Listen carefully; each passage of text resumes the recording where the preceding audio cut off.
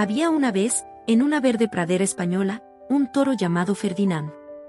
A diferencia de otros toros que eran fuertes y les encantaba pelear en la plaza, Ferdinand era un toro muy especial.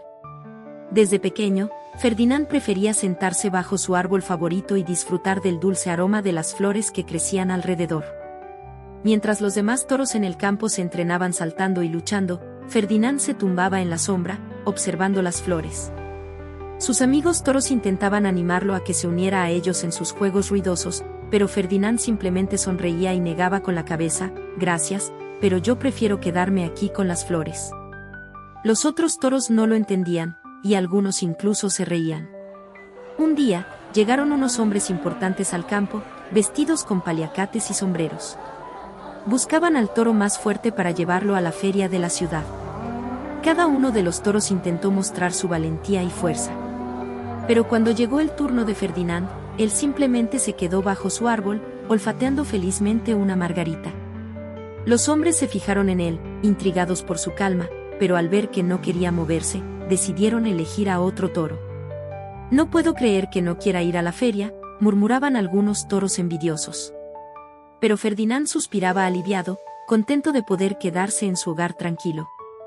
Semanas después, un fuerte sonido sacudió el campo. Era una gran fiesta en la plaza de toros. Ferdinand, curioso, observó a las multitudes animar y aplaudir. Sin embargo, mientras los otros toros se alborotaban, Ferdinand volvió a su árbol.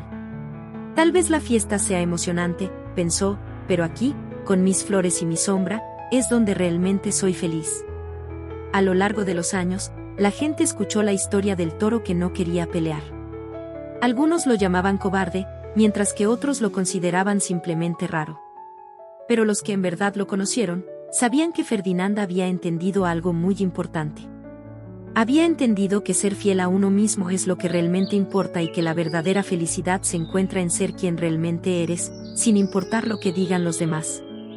Y así, Ferdinand dejó una lección valiosa a quienes lo conocieron.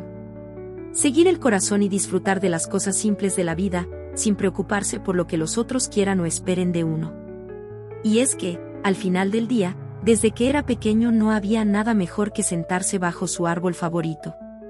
Ferdinand seguía oliendo las maravillosas flores de la pradera, encontrando paz y felicidad en su elección de vida.